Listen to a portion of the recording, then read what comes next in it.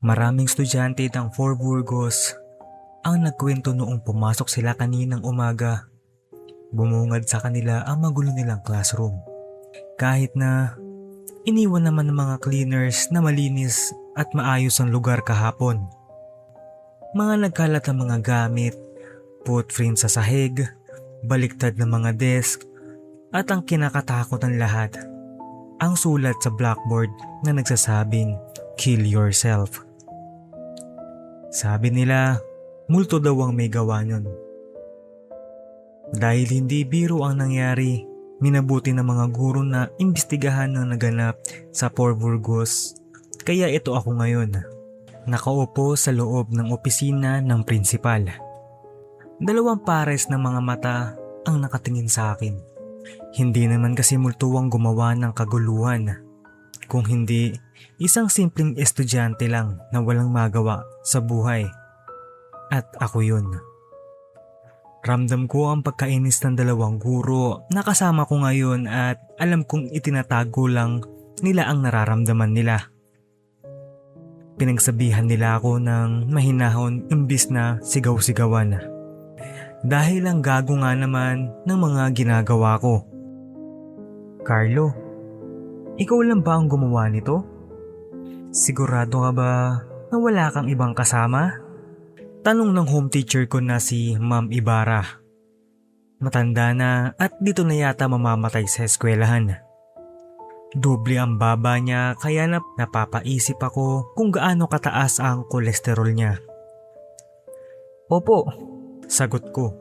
"Alam mo bang pwede kang hindi makagraduate dahil sa ginagawa mo? Lalo na kung makarating ito kay Principal Chavez." Tama nga naman ang sinabi ng head teacher na si Ma'am Milagro. Kung nagkataon narito ang principal, malamang ay kick out na ako agad. Palibhasa, mabait dahil laging nasa simbahan. Sinabi ni Ma'am Milagro na bibigyan niya pa ako ng isang chance. Bibigyan niya pa ako ng isang pagkakataon basta hindi ko na uulitin ang mga kalokohan ko. Bumuntong hininga si Ma'am Milagro at nagpatuloy. "Dahil unang beses mo pa lang naman na nakagawa ng offense, isususpindi ka muna namin. Pero kailangan pa rin namin makausap ang mga magulang mo." Lagot ako nito kina mama at papa. Pero wala ganun talaga. "Bakit mo kasi ginawa yun? Ano bang iniisip mo?" Tanong sa akin ni Ma'am Ibarra. Sa totoo lang, nagawa ko lang naman ang mga yon dahil bored ako. Lagi na lang kasi kaming sub-sub sa desk para mag-aral o kaya ay inuubos sa mga chalk sa kakasulat ng lecture sa blackboard. Hindi naman kami magiging si Einstein lahat kaya bakit pa kami magpapakamatay sa edukasyon? Ang gusto ko lang naman ay takutin ng mga estudyante at wala nang iba. Takot na may kasamang enjoyment sana. Hindi ba nakakaaliw yun bilang isang high school student? Ang magkaroon ng kababalaghan habang nasa classroom ka. Ang paganahin ang imahinasyon mo.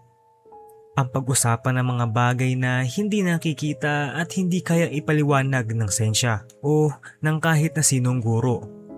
Para sa akin, exciting yun. Hinaplos ni Ma'am Ibarra ang likod ko na para bang isang ina na inaalo ang anak. "Huwag mo nang uulitin yun ha. Huwag mo na rin kukunin yung cassette player sa office. May nakakita sa'yo nung Lunes at mabuti hindi ka isinumbong sa principal." Pag-iinitan niya ang seksyon natin pag nagkataon. "Cassette player?" Nilingon ko si mama. Tatanungin ko pa sana siya tungkol sa nangyari pero kausap na niya si Ma'am Milagro ngayon. Naikuyom ko ang mga kamay ko. "Cassette player? Hindi ako ang kumuha nun sa office." Mabilis na kumalat ang tungkol sa ginawa ko. Hindi lang buong classroom kung hindi pati na rin sa buong eskwelahan. Maraming estudyante ang nagalit sa akin, lalo na mga kaklase ko. Sinimulan nila akong iwasan dahil ayon sa kanila may sira na raw ako sa ulo. Para gawin ang mga bagay na yon, okay lang naman sa akin kung hindi nila ako kausapin o kung pagkamalan man nila ako nabaliw. Dahil wala naman akong pake. Ang babaw nila na hindi nila maintindihan na ginawa ko yon para baguhin ang nakakabagot nilang buhay estudyante. Iritable akong dumapa sa kama ko. Sinusulit ang suspension na binigay sa akin ni Ma'am Milagro. Nagpapasalamat na rin ako dahil sa wakas ay matatapos ko na rin ang laro ko. Super Street Fighter na hindi ko matapos-tapos simula nung magpasukan. Isi-set up ko na sana ang Sega Genesis nang biglang mag-ring ang cellphone ko. Ang tumatawag lang naman ay isa sa mga tukmol kong kaklase. Masama ang loob na sinagot ko iyon. Hello? Mura agad ang ibinugad sa akin ni Wendell. Nasaan ka? Huwag kang lalabas ng school. Gago ka. Ha? Nasa bahay ako ngayon at suspended. Tanga ka ba? Magkasalita pa naman si Wendell nang agawin ng kung sino man sa kanya ang cellphone. Naririnig ko pa na nagpapaulan sila ng mga mura sa background. Bakit mo sinira yung cassette player ng principal? Boses yon ng president ng kaklase namin na si Karina. Pinatawag tuloy yung section natin. Kami ni Wendell ang sasalo ng galit niya. Husang umikot ang mga mata ko, ano ang mga sinasabi nila? Nananahimik ako dito sa bahay namin. Suspended ako, di ba? Paano ko magagawa yun? Mag-isip nga kayo.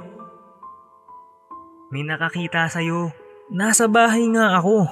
Ang kulit. Ang sinungaling mo, no?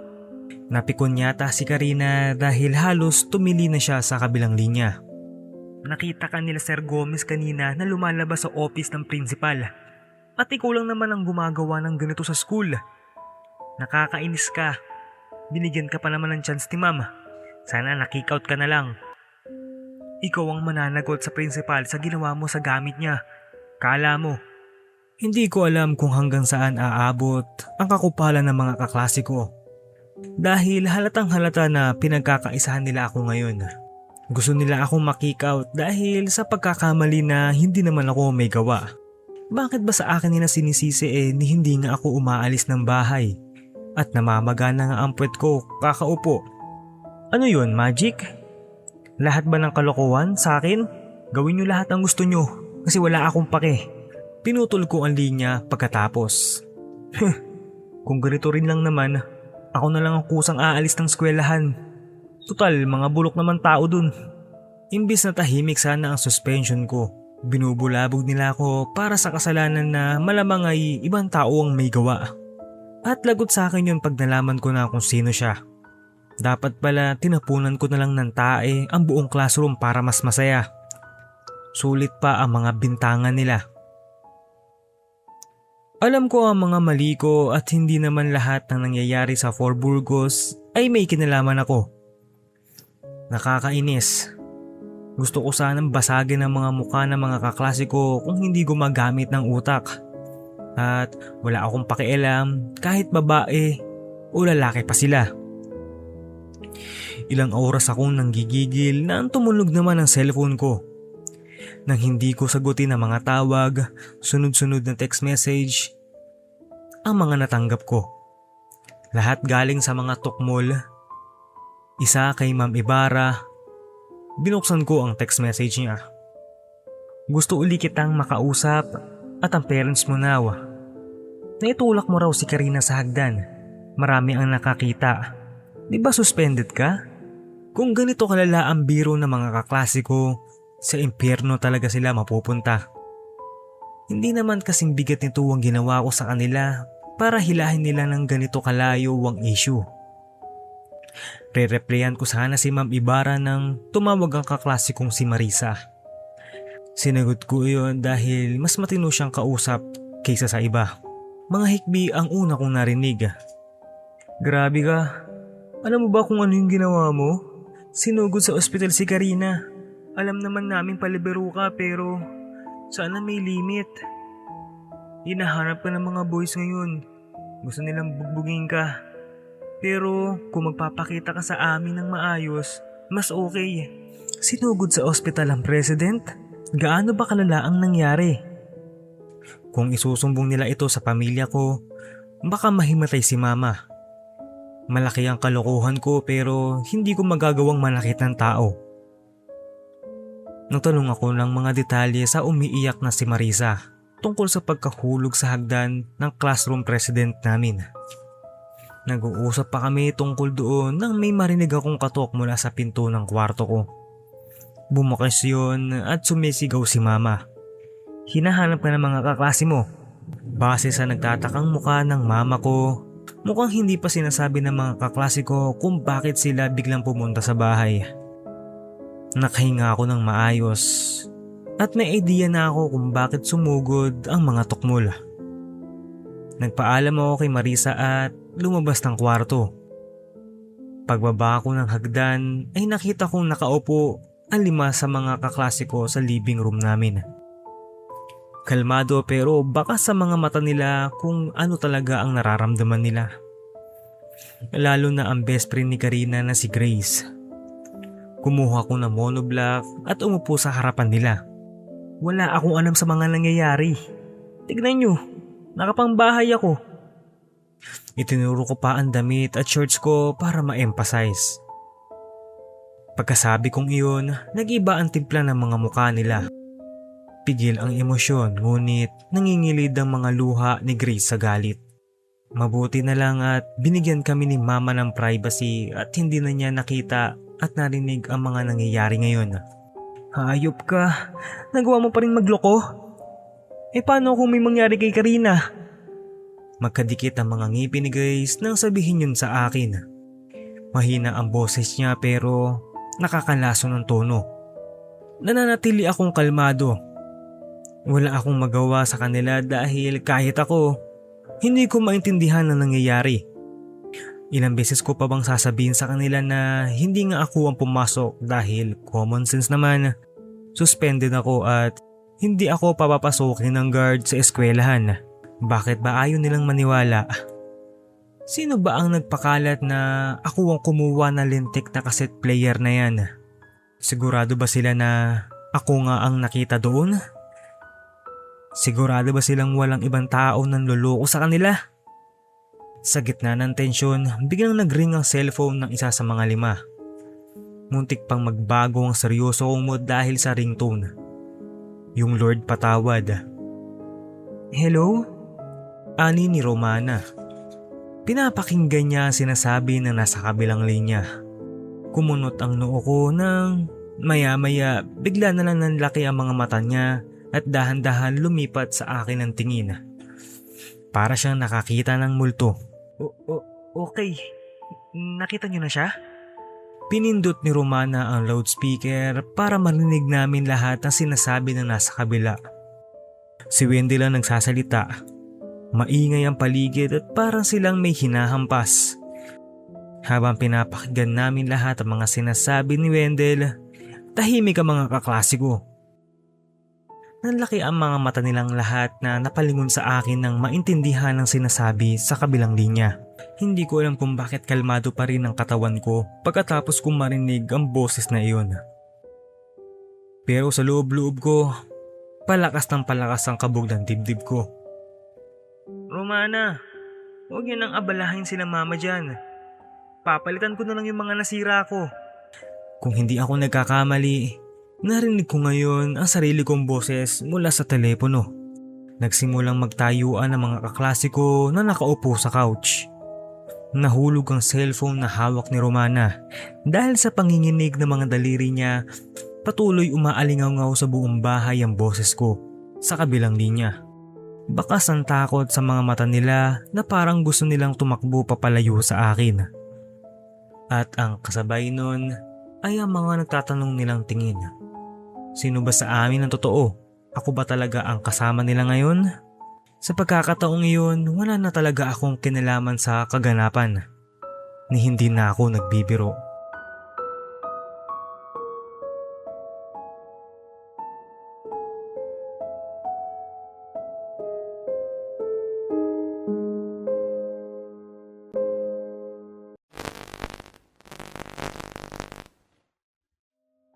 Magandang araw po sa inyo. Sumulat ako dahil nais ko pong ibahagi ang isang nakakakilabot na karanasan na hindi ko makakalimutan. Napapakinggan kita sa kawork ko kaya nagtry ako magpasa sa iyo, Sir Rio. Sana mabasa o mapili mo ito. Narito po ang aking karanasan. Sa buhay ko bilang isang call center agent, minsan mas nananaig pa ang tawag ng antok kaysa sa pagkalam ng sikmura. Yan ang eksaktong nangyari sa akin nung gabing iyon.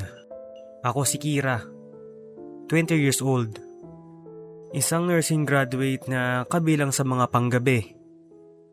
Dahil dakilang pasaway ako at inuuna ko pang manood ng K-drama, pumasok tuloy ako sa trabaho na halos walang tulog.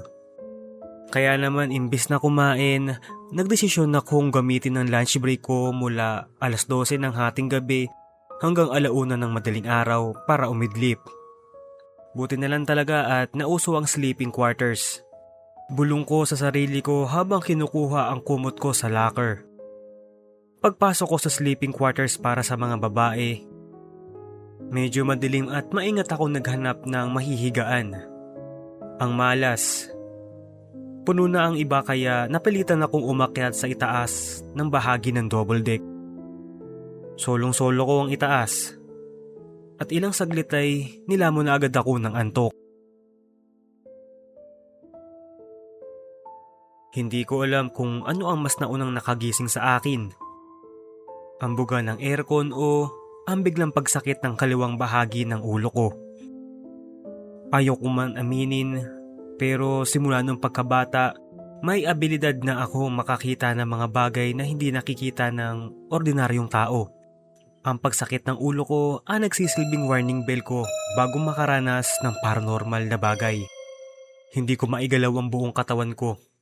Daig ko pa ang estatwa sa tuwid na pagkakahiga. Nakarinig ako ng pag-uga ng kama. Parang may umaakyat sa double deck.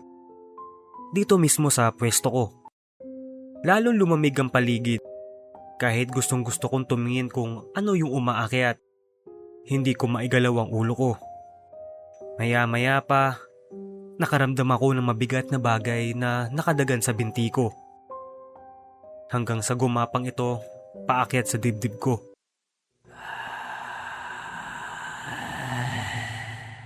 May bumuga na malamig na hangin sa kanang pisngi ko. Samahan mo ako dito. Ayoko na mag-isa.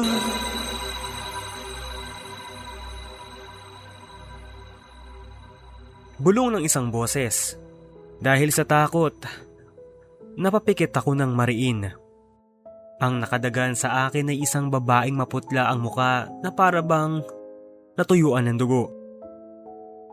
Ilang pulgada lang ang layo niya sa mukha ko.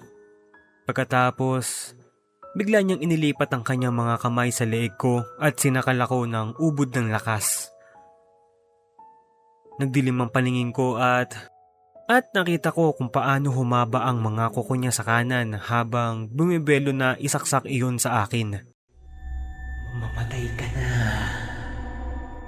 Ang sabi niya. Umiiyak ako sa takot at hinihintay na ang katapusan ko nang biglang bumukas ang pinto. Kira!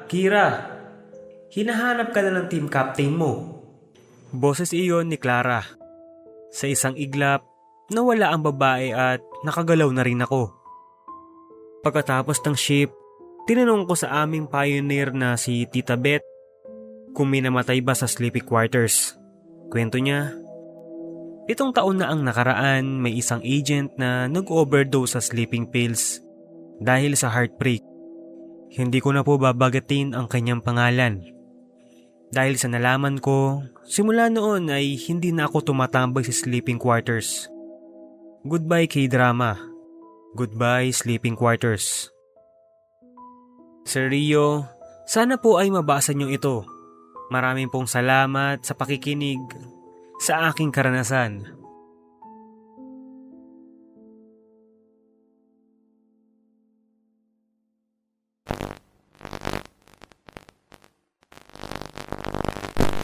Good evening po, Sir Rio.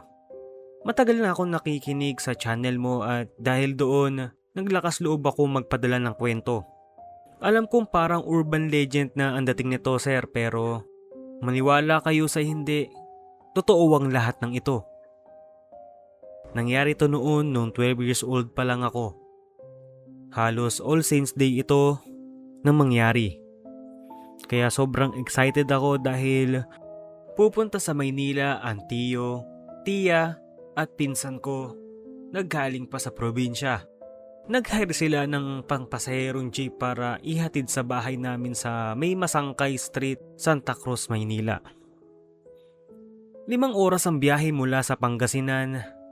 Umalis sila ng hapon kaya ang dating nila dito ay bandang 12 midnight o 1 AM na. Napagod ako sa paghihintay kaya umakyat ako sa kwarto namin ng ate ko. Mga 18 o 19 years old siya nung panahon na yon. Para sa pampalipas oras, sir, kumuha ako ng libro. Sobrang excited ako kaya hindi ako makatulog. Gustong gusto ko nang makita ang tita at tito ko. So sobrang excitement, bawat sasakyan na dumadaan sa bahay namin ay sinisilip ko ang bintana. Maya-maya, Sir Rio, naubos na ang adrenaline rush ko. Nagsimula na akong mapagod at antukin. Nag-decide na lang ako na tapusin na ang binabasa ko. Habang nagbabasa ako sa kama namin ni ate, may nakita kong anino na dumaan sa page ng libro. Parang may sumilip sa bintana namin. Tumingila ako at sinilip ang bintana. Hindi ko makita ng malinaw dahil sa kurtina. At sa sobrang curious ko, dahan-dahan akong tumayo at lumapit sa bintana para tignan kung ano yun. Pagkakita ko sa kung ano man yun, napatigil ako. Tapos, sumigaw na ako ng malakas. Sa Rio, nakakita ko ng ulo ng isang lalaki. Ang nakakakilabot, hindi siya nakakabit sa katawan. Ang mata niya, pula at parang lalabas na sa sakit. Ang buhok niya, kulot at medyo magulo. Nakatitig lang siya ng diretso sa akin. Biglang, nawala na lang siya. Nagising si ate sa sigaw ko. Nakita niya ako nandun sa bintana. Nanginginig ako ng sobra at putlang-putla ang mukha ko. Nanginginig din ang mga kamay ko. At nang tapikin niya ang balikat ko, kumapit ako sa braso niya na para siyang isang lifesaver. Umakyat agad si mama at si papa para tignan kung ano ang nangyari. Sinubukan kong ipaliwanag pero ang sabi ko lang ay may multo. May ulo. Umiyak na lang ako. Binigyan ako ng ate ko ng tubig para kumalma. Nang medyo mahimasmasan na ako, ikinuwento ko sa kanila ang nangyari. Na may ulo ng lalaki na sumilip sa bintana pero nasa second floor ang kwarto namin.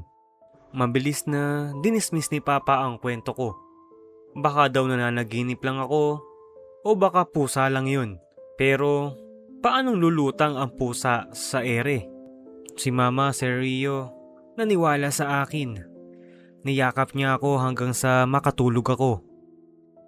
Pagdating ng mga kamag-anak namin, ay tulog na ako. Kinabukasan, habang nag-aalmusal, tinanong ako ng lahat kung kamusta na ako. Pagkatapos namin kumain, sinabi ni Mama na kinuwento niya sa kapitbahay namin ng experience ko. Ito ang sinabi nila kay Mama. Ilang taon nang nakalipas, isang lalaking lasing at ang kumpare niya ang nag-away dahil sa pinansyal na usapin. Pagbalik niya sa Rio, may hawak na siyang butcher knife. Walang sabi-sabi, sinugod niya ang sarili niyang kumpare.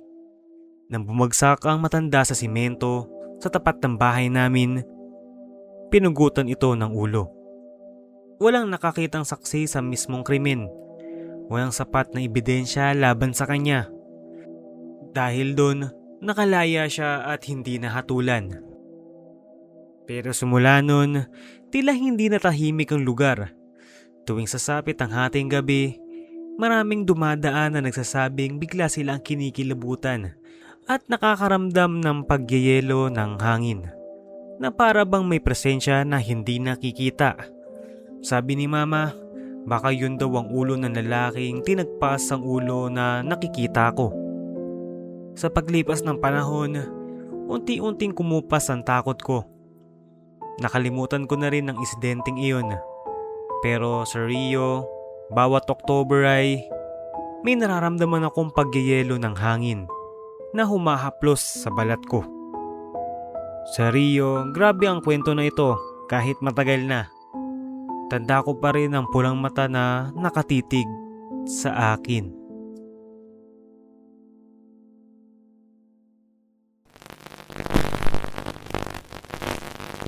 Magandang gabi po, Kuya Rio. Sana po maisama nyo ito.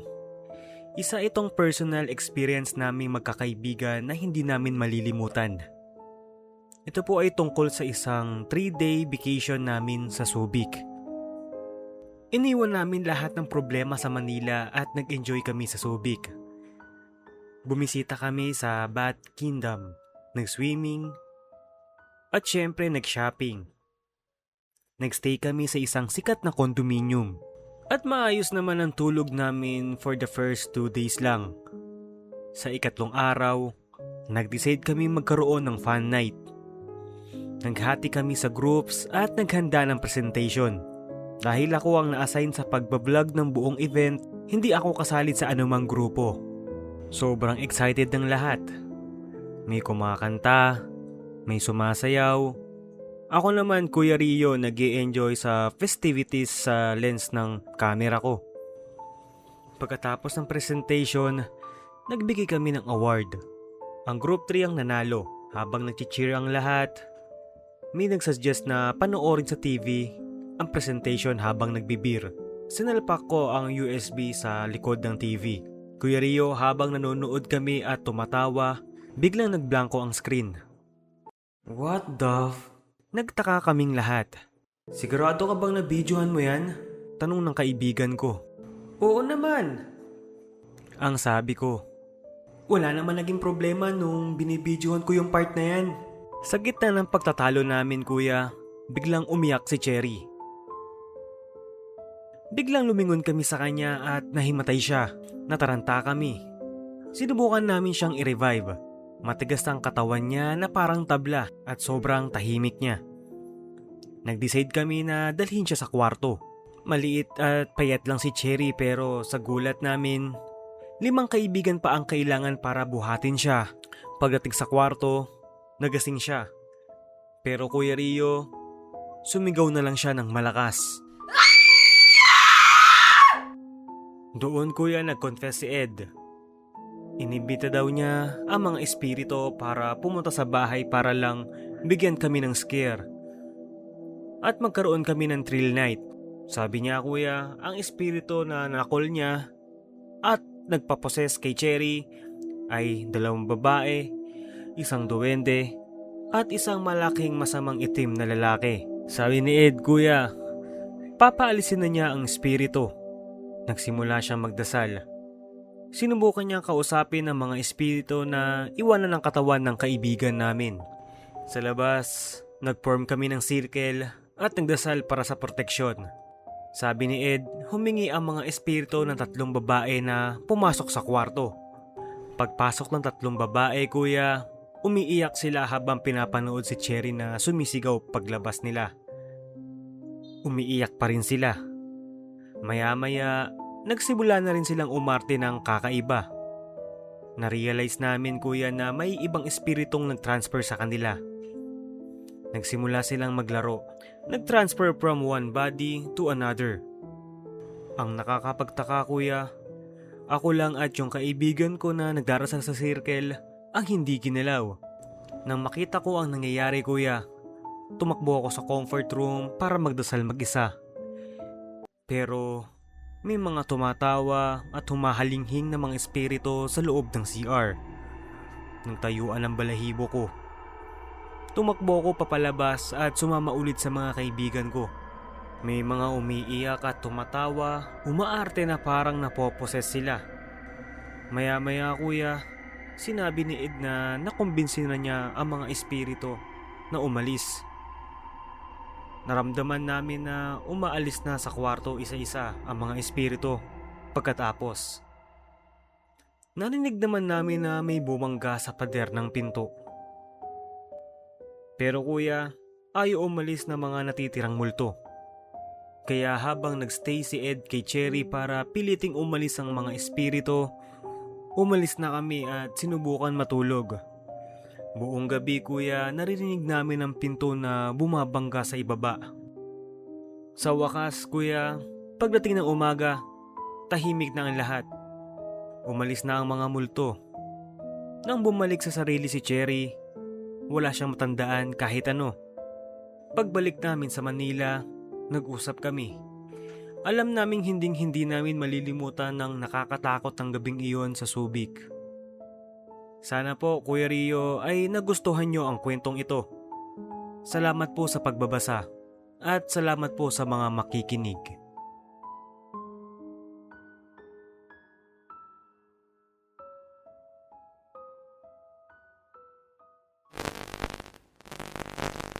Kilala ako sa tawag na labo.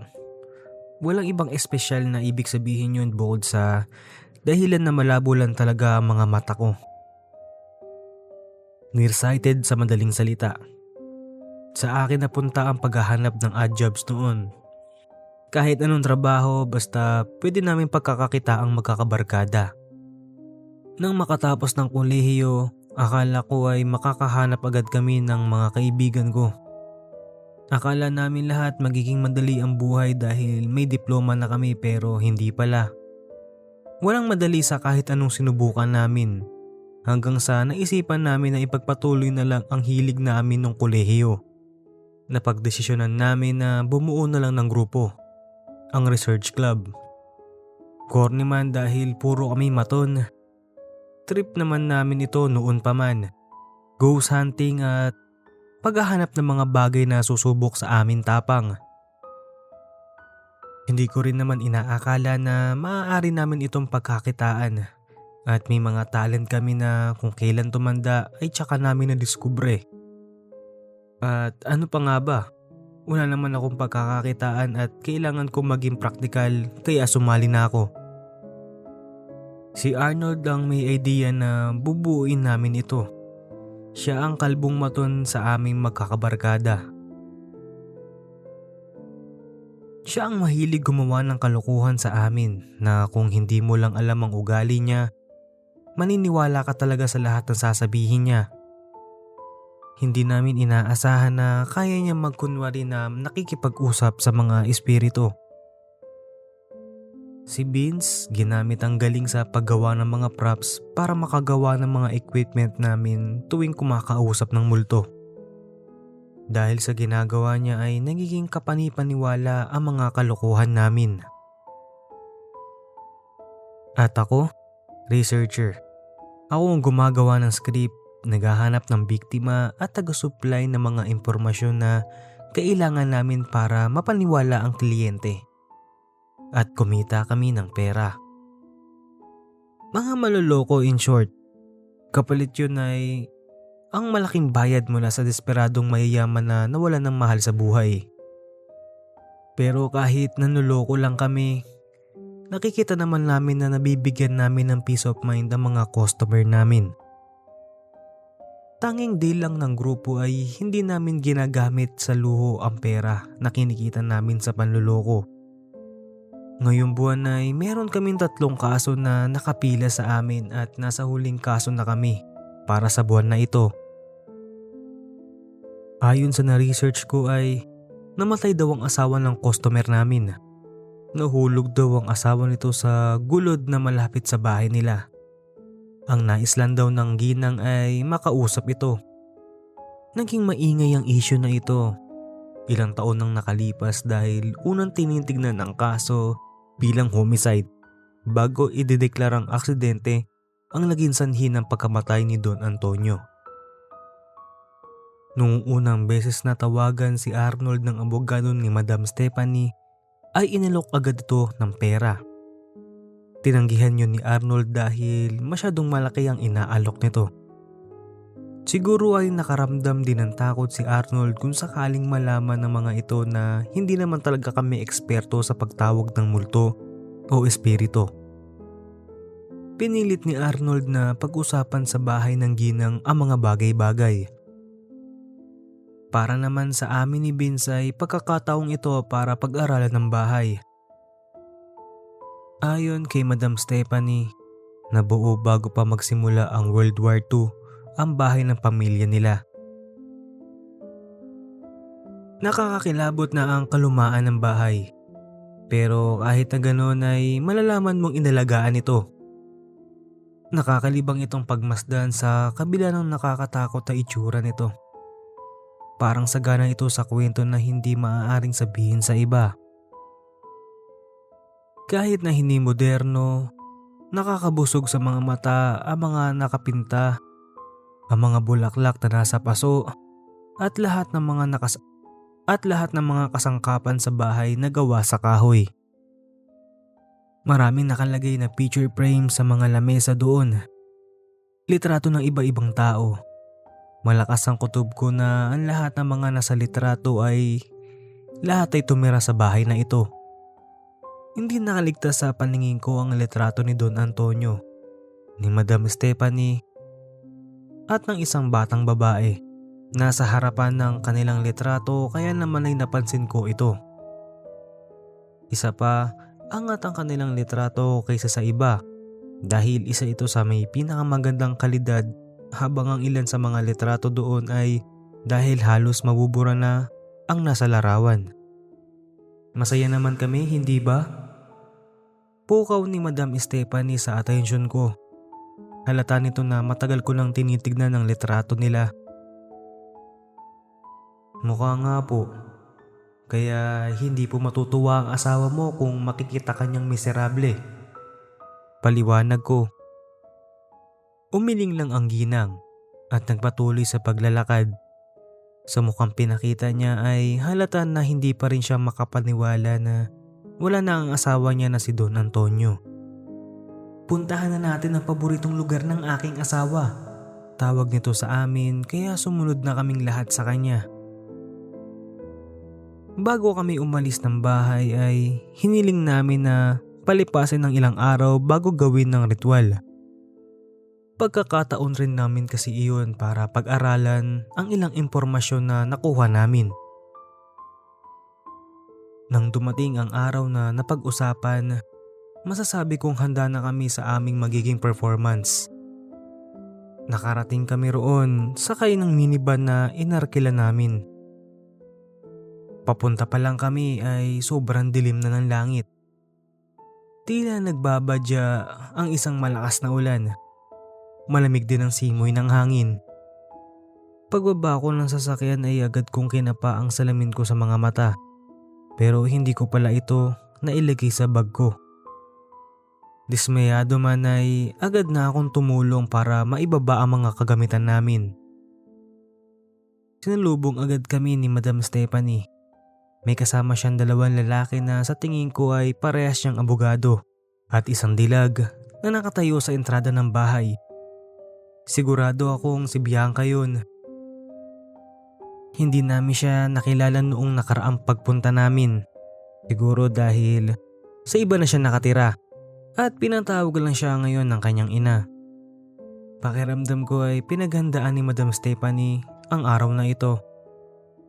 Bago pa man kami makalapit sa kanila at makapagbaba ng gamit, ay naunang pumasok sa loob ng bahay ang isang lalaki at si Bianca. Tumuloy na kami sa sala. May isang bilog na lamesa doon na gawa sa kahoy.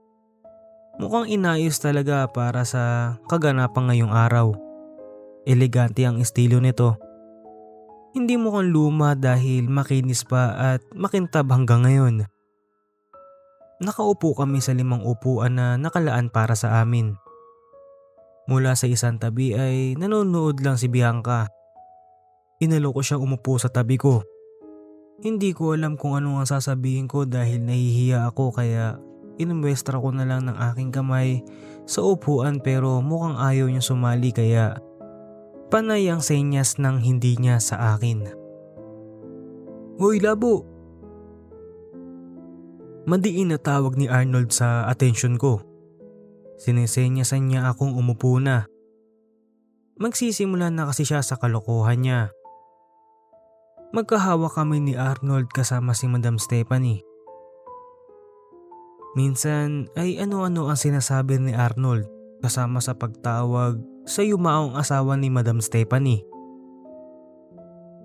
Gusto kong matawa sa mga sinasabi ni Arnold dahil alam ko na wala naman talagang ibig sabihin niyon.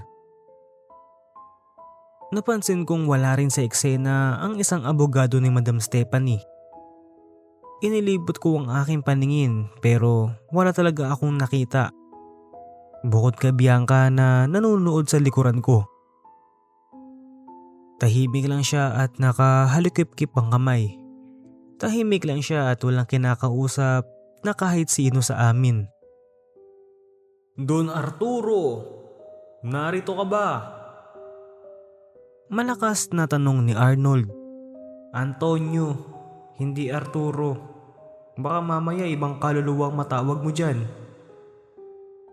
Sita ni Madam Stephanie. Don Antonio, nais kang kausapin ng iyong asawa. Alam kong nakikinig ka. Nakadilat ang mga mata ng ginang.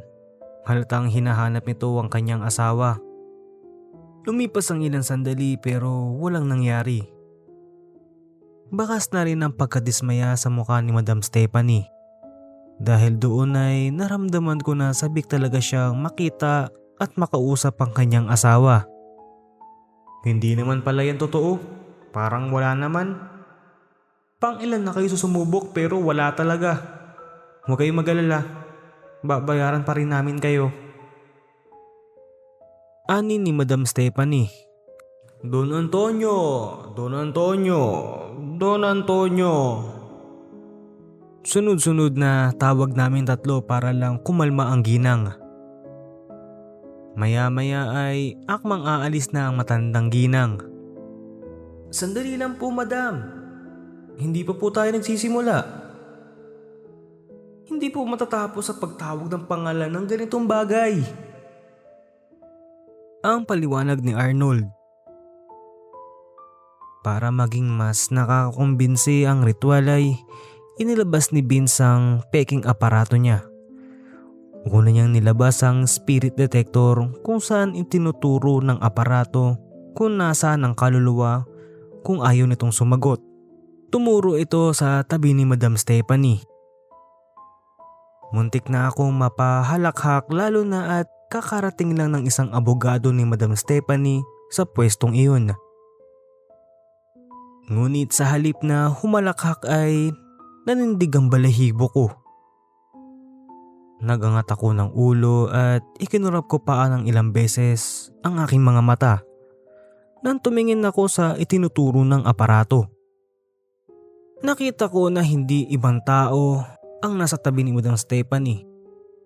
Ang lalaking iyon ang nag-iisang si Don Antonio, ang yumao niyang asawa. Madam, nasa tabi mo ang iyong asawa. Ang sabi ni Vince. Napatingin ako kay Vince. Iniisip ko kung nakikita niya rin ba yung nakikita ko. O baka naman may kakambalang asawa ng kliyente namin at hindi lang namin agad nalaman. Pero imposible lalo pa at hindi man lang pinapansin ni Madam Stephanie ang lalaki na nasa tabi niya. Sa ibang direksyon pa ito nakatingin ng magsalita. Antonio, mahal ko, maaari mo bang sabihin sa amin kung ano ang dahilan ng pagkamatay mo? Tanong ng ginang. Hindi ako makapaniwala na nasa harapan ko. Bakit ko nakikita ang kaluluwa ni Don Antonio? Muli ay kinusot ko ang aking mga mata. Baka magkahawig lang sila. Ngunit walang nagbago sa itsura ng lalaking ito. Tinitignan ko ang direksyon ni Arnold. Nahuli kong nakatingin siya sa akin, tila tinatanong ako kung ano ang nangyayari sa akin. Hindi ako makasagot. Hindi ako makasenyas. Paano ko sasabihin na nakikita ko ang multo? Anong sabi ng asawa ko? May sinasabi ba siya? Tanong ng ginang. Sabi po ng asawa niyo ay masaya na siya sa kanyang kinalalagyan.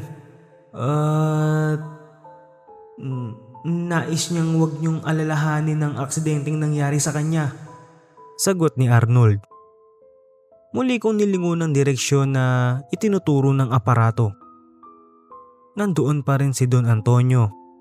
Nanlilisik ang mga mata nito at masama ang tingin kay Arnold. Sa takot ko ay sinubukan kong abutin ng aking mga paa ang paa ni Arnold sa ilalim ng lamesa. Aray! Singhal ng abogado ni Madam Stephanie. Ano yun? Singhal nito. Sorry po. Ano lang, nagulat lang po ako. Alam kong matindi na ang panginginig ng boses ko. Madam, mukhang ayaw po ng asawa mo na manatili pa kami dito. Aalis na po kami. Sambit ko. Tumayo agad ako at niyaya sila Vince at Arnold. Maraming salamat po, Madam, Attorney. Mauuna na po kami. Buong galang na pagpapaalam ko sa kanila. Nilingon ko si Bianca sa gilid ko na mukhang nagulat sa nangyari. Aalis na kami, Bianca. Narinig ko ang malakas na pag-urong ng upuan na kahoy. Sandali. Pigil sa amin ni Madam Stephanie. Anong sabi mo? Tanong niya sa akin. Alin po? Paglingon ko ay nakita ko ang ekspresyon ng mukha ng mga kasama ko. Para bang nagtataka sila sa sinabi ko. Sinong Bianca, tol? Bulong ni Vince. Lumingon ulit ako sa direksyon kung saan nakatayo si Bianca at wala akong nakitang babae dun. Wala akong nakitang Bianca. Wala na rin si Don Antonio. Hindi ako nagsasalita. Ibinaling ko ang tingin ko sa mga kasama ko. Parang gusto ko mawalan ng malay. Matagal lang patay si Bianca. Nauna pang mamatay ang aming unika iya kaysa sa ama niya dahil sa sakit. Nandito rin ba siya? Nanlalambot na napaupo akong muli sa upuan. Pero wala ni isa sa amin ang may kakayanang sagutin ang mga tanong ni Madam Stephanie.